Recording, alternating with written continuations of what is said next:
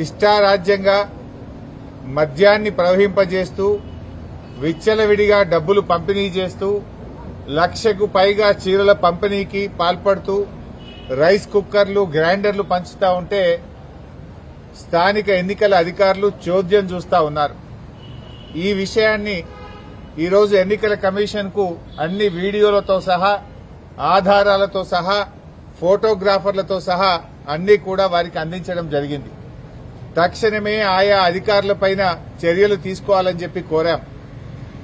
ముఖ్యంగా కొంతమంది పోలీస్ అధికారులు, కొంతమంది ఎన్నికల నిర్వహణలో ఉన్న అధికారులు పూర్తిగా తొత్తులుగా మారిపోయి కళ్లు మూసుకొని వాళ్ళు ప్రవర్తిస్తా ఉన్నారు. మేము అక్కడి నుంచి సివిజిల్ యాప్ లో కంప్లైంట్ ఇచ్చాం, కొన్ని వీడియోలతో సహా కంప్లైంట్ ఇచ్చాం, రాతపూర్వకంగా కంప్లైంట్ ఇచ్చాం, వాట్సాప్ లో కూడా పోలీస్ అధికారులకు కంప్లైంట్లు పంపాం. కానీ వీళ్లు అక్కడికి వెళ్లకపోవడం, వెళ్లడానికంటే ముందే సమాచారం ఇచ్చి వీళ్లు లేటుగా ఆలస్యంగా వెళ్లే విధంగా ప్రవర్తిస్తా ఉన్నారు. సరే, ఎవరు ఎన్ని ప్రయత్నాలు చేసినా ఓటరు మనకంటే తెలివైనటువంటి వాడు. ఓటర్లు అన్ని గ్రహించగలుగుతున్నారు. నిజానిజాలు గ్రహించి ఓటర్లు తగిన రీతిలో తప్పకుండా బుద్ధి చెప్తారు. కానీ ఈ రకమైన వ్యవహారం జరుగుతూ ఉంటే ఎన్నికల కమిషన్ ఎందుకు చోద్యం చూస్తా ఉంది, ఎందుకు ఎన్నికల అధికారులు పట్టించుకోవడం లేదు, ఇవన్నీ విషయాలను కూడా ఈరోజు ఎలక్షన్ కమిషన్ దృష్టికి తీసుకువెళ్లాం. ముఖ్యంగా కొన్ని సెన్సిటివ్ బూత్స్ ను గుర్తించి అక్కడ పోలీస్ ఫోర్స్ సెంట్రల్ బలగాలు పెట్టండి, సిఆర్పీఎఫ్ బలగాలు పెట్టండి అని చెప్పి ఆయా పోలింగ్ స్టేషన్ల వారీగా వివరాలు కూడా ఎన్నికల కమిషన్ కు అందించాం.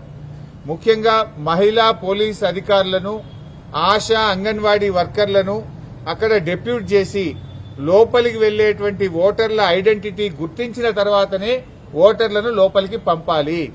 అది ఎవరైనా సరే అందరినీ కూడా ఓటర్ ఐడెంటిటీని పోలింగ్ స్టేషన్ బయటనే గుర్తించాలి. వాళ్ళ ఓటర్ ఐడి కార్డు మ్యాచ్ అవుతుందా, ఫేస్ తో మ్యాచ్ అవుతుందా లేదా చూడాలి.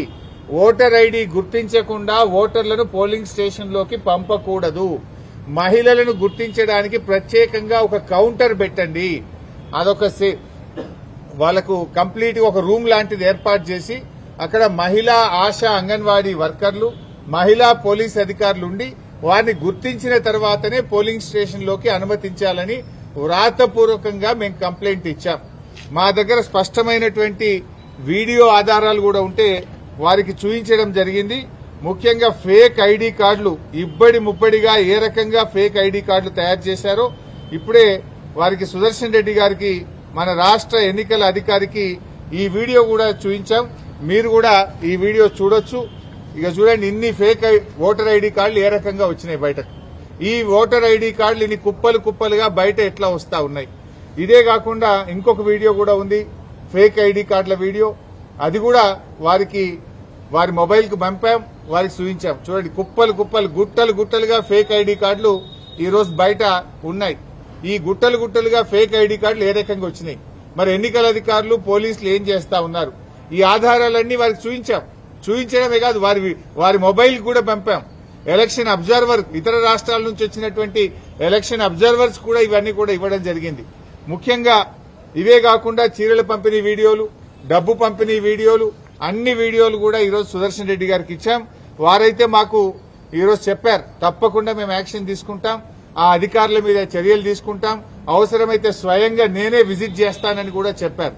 ఇలా యూసఫ్గూడలో కాంగ్రెస్ పార్టీ కార్యాలయం నానుకోనే పోలింగ్ బూత్ ఉన్నది. అసలు కాంగ్రెస్ కార్యాలయం అనే షిఫ్ట్ చేయాలి, పోలింగ్ బూత్ అనే షిఫ్ట్ చేయాలి. గోడనే అడ్డం 100 మీటర్ల లోపు కాంగ్రెస్ పార్టీ కార్యాలయం ఉంటే మీరు అక్కడ ఎట్లా పెడతారు polling booth? Either you shift the polling booth are shift the Congress party office అని దాని ఆధారాలు కూడా వారి ముందు పెట్టడం జరిగింది. ఎంత జోక్ అయిపోయిందంటే ఈ రాష్ట్ర ముఖ్యమంత్రి పాపం ఆయన చెమటలు పడుతున్నట్టునే ఆయనకు ఇవాళ 6 గ్యారెంటీల మీద రివ్యూ పెట్టిండు. నాయనా రేవంత్ రెడ్డి, నీకు 2 సంవత్సరాల్లో 6 గ్యారెంటీల మీద రివ్యూ పెట్టడానికి ఎప్పుడు టైం దొరకలేదా నీకు? నువ్వు ఆ రోజు ఎన్నికల ముందు ఏం చెప్పావు?